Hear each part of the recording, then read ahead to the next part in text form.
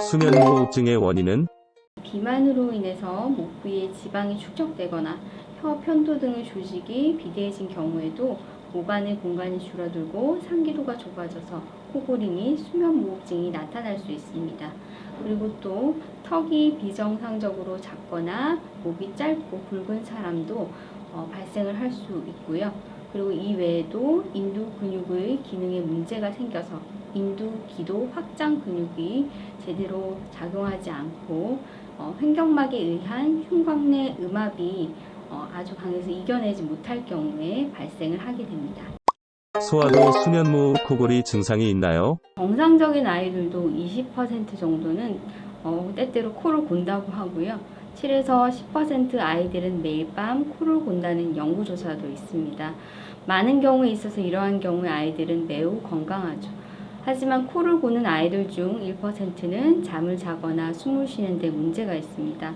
그래서 폐쇄성 수면무호흡증과 관련된 증상은 코골이 이외에도 다양하고 성인의 증상과는 다소 차이가 있습니다. 수면 중에 땀을 많이 흘린다거나 아니면 이상한 자세로 잠을 자거나 많이 뒤척이고 그리고 편하게 깊은 잠을 자지 못한다거나 잘 때 야뇨증, 이갈이, 야경증과 같은 다른 수면 장애를 보인다거나 아니면 주간에 학교 생활이나 행동에 문제가 관찰된다거나 예를 들어 주의가 산만하고 집중력이 떨어진다거나 짜증이나 화를 잘 내고 신경질적이고 공격적인 아이들, 그리고 주의력 결핍, 과다 행동장애와 같은 집중력 장애와 과도한 행동을 보이기도 합니다.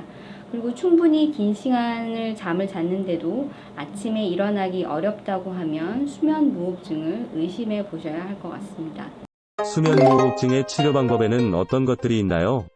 치료 방법은 크게 비수술적인 요법과 그리고 수술적인 요법으로 나눌 수 있겠습니다. 체중 감소를 위한 식이요법과 규칙적인 운동, 금연, 금주, 수면 위생을 잘 지키는 것이 물론 기본이겠죠. 옆으로 누워서 자는 수면 체위 훈련이 도움이 되기도 하는데요.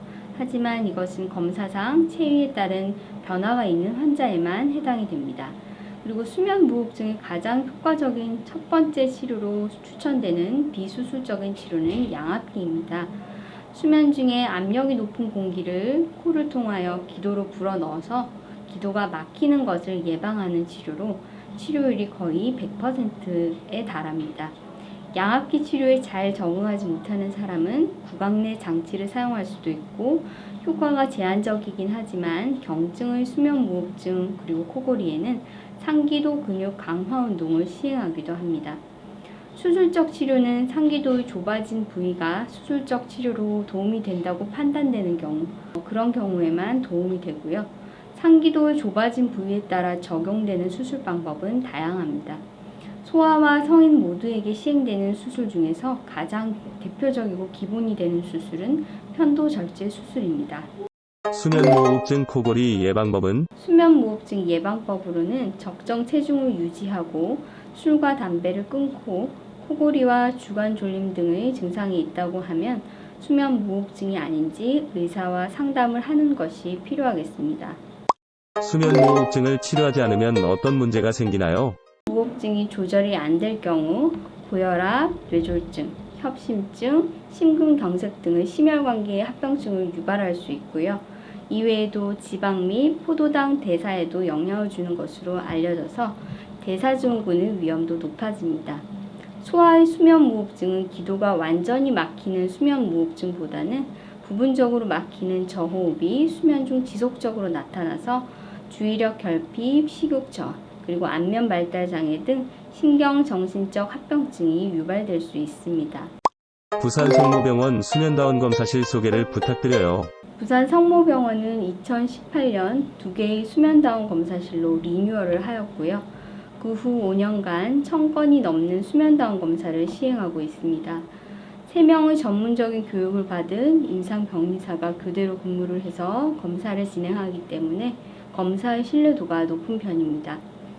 검사 장비 부착 및 검사실의 여건상 환자분들이 불편함이 없을 수는 없지만 최대한 검사 시 환자분들이 안정적인 수면을 취할 수 있도록 노력을 하고 있습니다.